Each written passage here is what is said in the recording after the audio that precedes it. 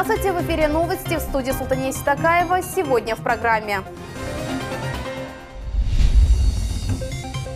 Новые автобусы вышли на дороги Симферополя. Ретроспектива известного крымско-татарского художника Исмета Шейхзаде открылась в Симферополе. Сокровищницу личных архивов Ильяса Бахшиша можно увидеть в новом мини-музее. 3,5 миллиона рублей выделили на новый виртуальный зал в Крыму. Рейдерский захват или обычное нежелание работать по законам России. Сегодня владелец сафари-парка «Тайган» и зоопарка «Сказка» Олег Зубков во время пресс-конференции заявил, что у него хотят забрать бизнес. А претензии крымских ветеринаров не обоснованы. Подробности пресс-конференции в сюжете Айши Шулаковой. Уважаемые журналисты, что мы с вами фактически присутствуем при обыкновенном рейдерском захвате. С этого заявления начинает свою пресс-конференцию владелец сафари-парка «Тайган» и зоопарка «Сказка» Олег Зубков. Скандалист заявил, что у него хотят забрать бизнес. Мол, претензии крымских ветеринаров не обоснованы. Не является ли это обычным нежеланием работать по законам России? Рейдерство это происходит не само по себе. Рейдерство это происходит с помощью крымской власти, которая массированными атаками, проверками пытается обанкротить сперва парк Львов-Тайган и зоопарк «Сказка», юридическое лицо, а потом, в идеале посадить меня и ввести какое-то другое правление. Зубков считает, что больше всего давление идет со стороны ветеринарной службы Крыма. Они ему выписали штрафов на 1 миллион рублей, а также из-за отсутствия прививок у животных. В свою очередь, российский ветеринар Карен Даллакян поддержал бизнесмена. Рассказал, что вольеры и животные содержатся в чистоте. Я как общественник, я как ветеринарный врач и зоозащитник заявляю, что здесь нету заразы. Все животные вакцинированы. Олег Зубков сегодня сообщил, на корм животным у него уходит более тонны мяса ежедневно. В парке «Тайган» действительно распространяется информация о том, что ежедневно необходимо 500 килограмм мяса. Но сегодня Зубков заявил, что он скармливает более тонны мяса ежедневно. Но если мы возьмем информационную систему «Меркурий», ветеринарно-сопроводительные документы, которые необходимы для кормов, то за октябрь-ноябрь месяц мы увидим только одну такую поставку. Это 500 килограмм мороженого карася. Вопросов два. Качество этих кормов, если у них нет ветеринарно-сопроводительных документов, либо черный рынок. Я думаю, что Олег Зубков сам должен ответить на этот вопрос. Более 1000 ветеринарных специалистов, имеющие возможность проверить эту информацию, имеющие вход в систему «Меркурий», видят, что никакое мясо официально в Тайган не поступает. Как стало известно, в ходе проверок у Зубкова в зоопарке почти 500 краснокнижных незарегистрированных животных. Законодательство Российской Федерации говорит нам о том, что содержание в полувольных условиях краснокнижных животных должно осуществляться на основании разрешения, выдаваемого Федеральной службой по надзору в сфере природопользования. На 53 животных, содержащихся как в парке «Тайган», так и в зоопарке «Сказка», такого разрешения нет. Причем животные эти мы проанализировали разных годов рождения. Недавно налоговая служба Крыма опубликовала данные о нарушениях в крымском парке Львов-Тайган. Сотрудники выявили факты сокрытия выручки на сумму 20 миллионов рублей. Это данные только за июль 2019 года. Человек, на мой взгляд, абсолютно понятно, работает на то, чтобы продолжать дальше работать по черным флагам, скрывая истинные размеры своих доходов в данном случае. Я понимаю, там есть вопросы, он в Португалии дом строит, еще где-то какие-то моменты. Однако в обществе, пытаясь прикрываться животными, распространяет недостоверную информацию о действиях органов власти. Плюс там платные его эти наймиты включились в процесс, то есть сплошное ложь и вранье распространяют. Сама конференция прошла не в обычном формате. Здесь присутствовало много якобы активистов со стороны Зубкова. Они не давали возможности задавать вопросы. От прямых ответов он уходил. Подготовить своих сотрудников, которые крайне неграмотно даже читают вопросы, это просто смешно. Вопросы игнорируются. То есть в основном только правильные вопросы задают. Сначала общественная палата, по его словам, не смогла помочь, потом уже вице-премьер не может помочь. Там может быть вопрос не в том, кто не может помочь, а вопрос в том, кто обращается и как обращать. Как вы, не хотели бы вы извиниться перед этим парнем, Эмирали вроде бы зовут, крымский татарин, вы его избили из-за нелюбви или наоборот из-за большой любви к парню? На наш вопрос Зубков ответил грубо и неэтично. Милет! Занимайтесь своей работой, этой своим, и херню не говорите здесь. Олег Зубков оскорбил телеканал «Милет» и весь крымско-татарский народ. Скандально известный директор парка «Тайган» так заигрался с животными, что соответствующее у него поведение с людьми. Очень жаль, что человек, который десятки лет живет рядом с крымскими татарами, так и не изучил слово «милет». И для каждого человека слово «нация», «народ» является важным и священным. И очень жалко, что Олег Зубков позволил себе такие оговорки по Фрейду. Телеканал со своей стороны готовит иск в суд. После конференции владелец парков извиниться не захотел. Вы бы не хотели извиниться за ваше высказывание? Нет. В Симферополе начали курсировать 10 новых автобусов. Теперь от Марьино и до Западной автостанции можно доехать с комфортом. Общественный транспорт оборудовали кондиционером и системой отопления. Наш корреспондент Мухаммед Зикиряев расскажет все подробности. Руль гидравлический, коробка передач автоматическая. Ездить за рулем такого общественного транспорта Ибраим Джангиреев мечтал больше года. Почти 10 лет мужчине приходилось водить старые и ржавые автобусы без кондиционера и системы отопления. Зимой он мерз, а летом вместе с пассажирами переносил знойную жару. Второй день сегодня на маршруте этот автобус. То есть раньше работали эталоны, Богданы. Сейчас люди видят и удивляются: о, прекрасно, шикарно, нам такой автобус дали. То есть люди довольны, да. Александр Воронков новым автобусом доволен. Маневрировать по городу стало в разы легче. Транспорт легко управляется, в салоне не шумно. По камерам видеонаблюдения водитель может следить за пассажирами. Хороший автобус, мягкий, вместительный, очень маневренный. Вот только что ты видел, что я мог и с первого раза развернуться, но так как дороги у нас тут позволяют быть лучше, поэтому пришлось в двух раз. А так прекрасный автобус. Более 30 посадочных мест. Автобус оборудован ГЛОНАСС-системой и камерами видеонаблюдениями. Установлен вот такой вот 6-цилиндровый газовый двигатель. Из-за габаритов и длины машины 12 метров изменили схему движения автобуса. Теперь 63-й маршрут Марьино-Западная будет следовать по проспекту Кирова, а не по улице Севастопольской. Стоимость проезда прежняя – 17 рублей. Перевозки начали осуществляться подвижным составом ГУП РК «Крымтроллейбус» новыми автобусами повышенной комфортабельности, городского исполнения, большой вместимости. 2019 года выпуска, работающий на чистом газовом топливе. До 2024 года Крым получит 13 миллиардов рублей на развитие транспортного комплекса. А до конца этого в Симферополь направят еще 97 новых автобусов. В 2020-м до 95% городского и межмуниципального транспорта планируют перевести на безналичную оплату. Мухаммед Зикиряев, Герай Абдулаев, телеканал «Милет». Мода, эскиз и одежда. От создания собственного эксклюзивного гардероба до работы и бизнеса. Как обучают дизайну, моделированию и шитью студентов Крымского инженерно-педагогического университета имени Февзи Якубова, знает Наджия Исаева.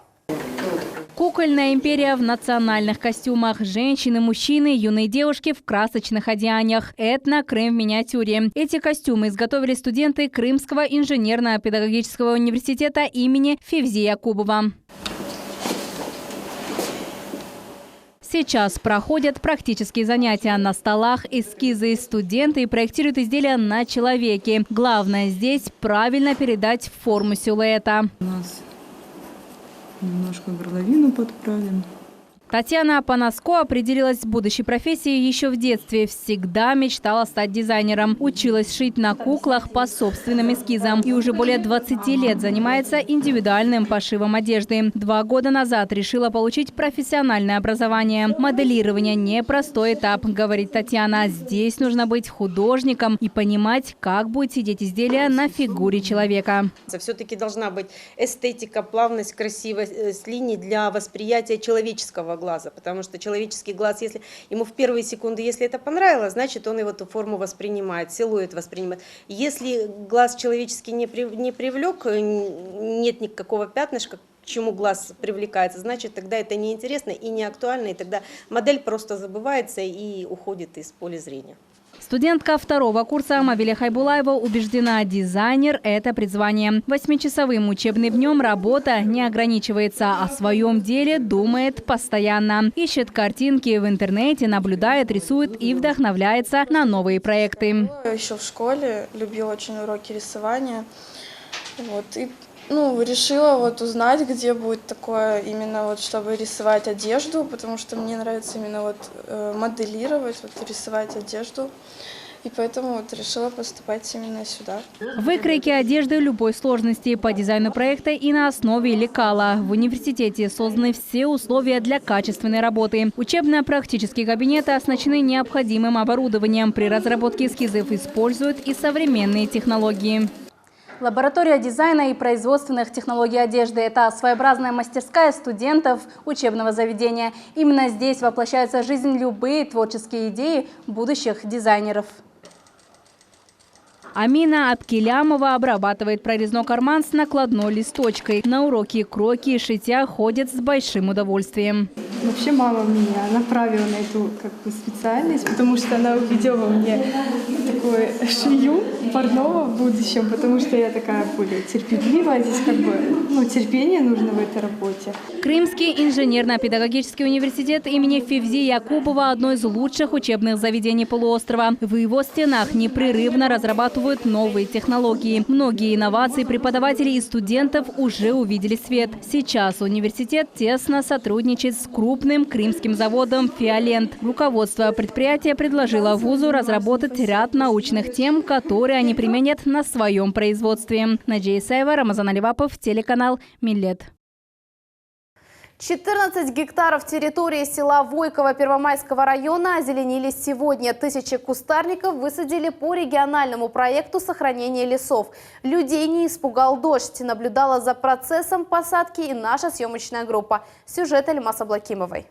3 трактора в поле вблизи села Войково. Люди по очереди переносят саженцы в прицепы. Гул мотора и машины завелись.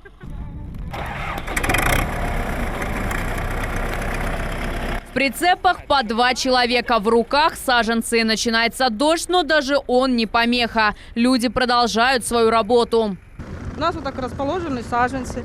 Берем по одному саженцу, в этот клык, так держишь, он протягивается, колесики эти задавливают корешки. Сзади человек идет и притаптывает, чтобы саженец был ровненько стоял.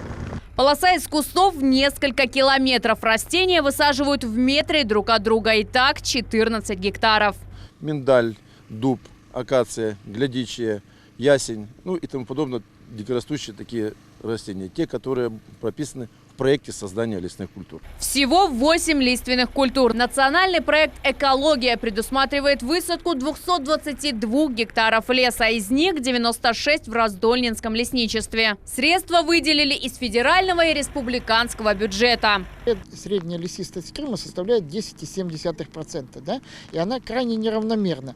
От 67% предгорной и горной части до 0,1% вот там, где мы с вами находимся. То есть для того, наукой рекомендована лесистость порядка 19%. То есть если у нас предгорная и горная часть, у нее все хорошо, то здесь у нас предстоит очень много работы. Такие акции уже прошли в Первомайском, Сакском и Евпаторийском регионах. В Приветинском лесничестве высадили 2 гектара сеянцев сосны. Федеральный проект в Крыму реализован на 100%. Альмаса Блакимова, Алишер Алимов, телеканал «Миллет».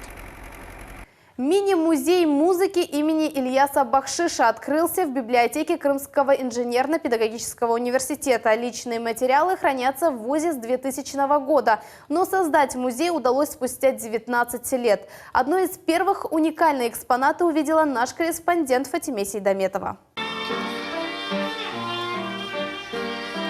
Студенты университета имени Февзи Якубова исполняют композицию Ильяса Бахшиша. Так здесь празднуют открытие уникального уголка в вузе. Фотографии, награды и рукописи из личного архива выдающегося композитора теперь можно увидеть в Крымском инженерно-педагогическом университете. Над созданием такого мини-музея здесь работали почти 10 лет. Эти материалы подарила дочь Ильяса Бахшиша Гульнара Ханум в 2000 году. 9 лет они хранились в папках. Тогда и начала работать над созданием небольшого музея музыки директор библиотеки КИПО Гульнара Джасалиева. В этом году она с коллегами приняла участие во всероссийском конкурсе. Мы написали в этом году проект на всесоюзный конкурс проектов, для образовательных учреждений 2019 «Росмолодежь». И мы выиграли грант. Проект одержал победу. На грантовые средства сотрудники вуза закупили необходимое оборудование. Здесь хранится более 500 личных материалов бахшиша, но на полках только небольшая часть. Все остальное уже оцифровано, и весь материал можно увидеть на таком интерактивном столе. Здесь и фотографии, и коллекции произведений, а также информация о его семье и трудовой деятельности. Уникальность экспозиции в том, что почти все авторские работы сохранились в виде рукописей. Это самое раннее его произведение «Алтын бешик», музыка к спектаклю и партитура к спектаклю «Алтын бешик» 1933 года. Издать он успел только 2 своих сборника. Это крымско-татарские песни и «Арзы кыз». В 1993 году этот сборник был издан в Турции. Это спектакль, музыкальный спектакль. Здесь и либретто, и музыкальная часть, и фотографии наших артистов. С годами ноты в рукописях стираются, и музыка может отличаться от той, что написал бахшиш, говорит заведующий кафедрой вокального искусства дирижирования Асан Чергеев. Большая работа ждет редакторов нотных, которые должны будут эти ноты перебрать в компьютерных технологиях и издать сборники его произведений, для того, чтобы оркестры, для того, чтобы солисты могли, возможность имели его произведения, которые еще ни разу не прозвучали, чтобы они ожили и прозвучали на сценах. Мини-музей – новая площадка для исследования деятельности неповторимого крымско-татарского композитора. Мало знают у нас в Крыму о нем. Хотелось бы, конечно, чтобы его знали больше и писали работы свои, дипломы защищали, научные труды писали, может, монографию издали об этом удивительном человеке. И подготовили к изданию его рукописный фонд, потому что музыка у него очень красивая. В торжественный день собрались и те, кто лично был знаком с композитором. Писатель Аблязис Велиев вспоминает, как выдающийся деятель стоял у истоков открытия возрожденного крымско-татарского театра. Никто столько не сделал, сколько он. Каждую неделю из Ташкента в Крым летал он самолетом. В Ташкенте он возглавлял музыкальное училище. И там мы проводили конкурс для будущего театра. Ильяс Бахшиш родился 23 марта 1913 года в Симферополе. После долгих лет изгнания его народа вернулся на родину. Скончался в родном городе в возрасте 87 лет. Он всегда говорил: «Я жил и живу для своего народа и музыки». Теперь же наш народ живет вместе с его музыкой. Фатиме Сейдаметова, Рамазан Аливапов, телеканал «Миллет». В Симферополе прошел мастер-класс для детей по изобразительному искусству под руководством Мадины Абдулаевой. Ученики начальных классов учились рисовать фею. С мероприятия наш следующий сюжет. Правильно держать кисть в руке, красиво отображать цвета и уметь выстраивать композицию. Этому в студии изобразительного искусства начинающих художников обучает Мадина Абдулаева. Занятия здесь проходят уже 2 месяца, воспитанников с каждым днем все больше. И вот этот контур мне весь растушу, видишь? Вот, умничка, вот так. 8-летняя Елизавета Левченко уже изучила азы начинающего художника. Сейчас рисовывает фантастическую иллюстрацию с изображением эльфа. Если рисовать акварелью, можно смазать это все водой, то, что ты хочешь нарисовать. И просто кисточкой точечно можно тогда добавлять разные цвета. И получится, они будут растекаться в разные стороны. Получается, как будет красиво. Эльмаз Саракаева в свои 10 лет рисует почти как профессиональный художник. Сейчас заканчивает свою очередную работу – акварелью. Мягким карандашом мы выполнили сначала эскиз. Потом что мы сделали? С чего мы начали картину? С фона. С фона, с заднего фона. С чего именно? С неба. С неба. Потом сразу делали воду. Вот так. По мокрому или по сухому делали? По мокрому. По мокрому. Вот так постепенно мы переходим от одного к другому. Любовь к рисованию Мадине Абдулаевой привил ее отец. В своих произведениях мастер отображает Восток, традиции, культуру крымско-татарского народа. Ее работы украшают выставочные залы в Канаде и Испании. Я хочу быть похожим на своего отца. Он не является лауреатом премий. На сегодняшний день с картинами, которыми я ознакомлена, и, к сожалению, нет в журналах нигде. Эти картины, они дома, эти картины написаны были, когда я была маленькая. Но ведь он же в меня крапал, в моей ДНК оно есть. Я иногда слышу такие порицания, что почему нельзя современной живописью заняться. Для меня это легко. Импрессионизм в стиле сделать рамы техники в жанре. Но я хочу пока делать то, что не стерлось с памяти. Я это буду делать, пока у меня есть возможность такая. Изобразительное искусство Мадина Абдулаева преподает с 2009 года. Художница пишет во всех техниках. В будущем планирует открыть студии изобразительного искусства и в селах Крыма. Мухаммед Зикреев, Асан Зивадинов, телеканал Милет. В Симферополе открылась выставка крымско-татарского художника Исмета Шейхзаде. Ретроспектива охватывает большой временной промежуток творчества автора. Изюминкой экспозиции стал компас крымского хана и тайная картина, скрытая за полотном. Руслан Минаев узнавал подробности. От маленьких картин до масштабных инсталляций в Симферополе открылась выставка известного крымско-татарского художника Исмета Шейхзаде. Экспозицию, отражая классику, разместили в 4 залах. В них автор отразил произведения мировой классики. Как говорит Исмет Бей, широко посмотреть на мир сквозь призму крымского приоритета. Без осмысления невозможно ничего нового создать, без опыта старого, прежнего и без, так сказать, опыта предков тоже нельзя создать ничего достойного в будущем. В первом зале автор предлагает свое осмысление работ Микеланджело, итальянского скульптора и художника эпохи Возрождения. Своего рода жест уважения, который в искусстве называют оммаж. Кто-то натюрморты пишет, кто-то картины пишет, а здесь он обнимает необъятное. Вот это самое и возмущает спокойствие всех. А здесь архивная документация крымских ханов. В этом зале представлены произведения, посвященные Крымскому ханству. По центру зала расположилась огромная инсталляция под названием «Коронационный компас крымского хана». По периметру мы видим нугайские тамги, да, это основной, так сказать, кочевой конгломерат, который являлся основой золотоордынской и нашей вообще общей татарской цивилизации. И 4 харачибея представлены в виде вот этих вот основных, так сказать, бортов, скажем, этой ладьи. Она создана на основе архивной документации. Ее художник нашел в Москве. Мореходная карта Черного, Азовского и Мраморного морей на крымско-татарском языке. Первой половины 16 века, времен картографов Османской империи.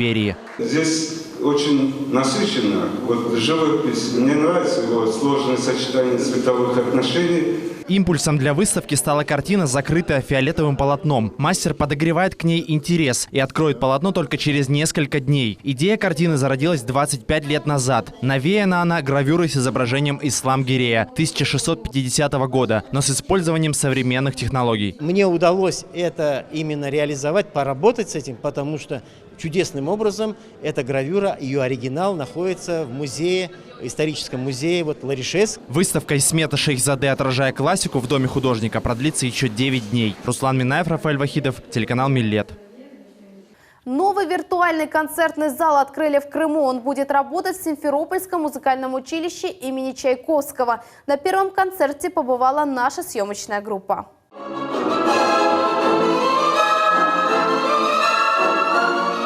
Это трансляция из Московской государственной консерватории имени Чайковского. Здесь крымчане впервые смотрят концертный зал для фортепиано с оркестром Сергея Рахманинова.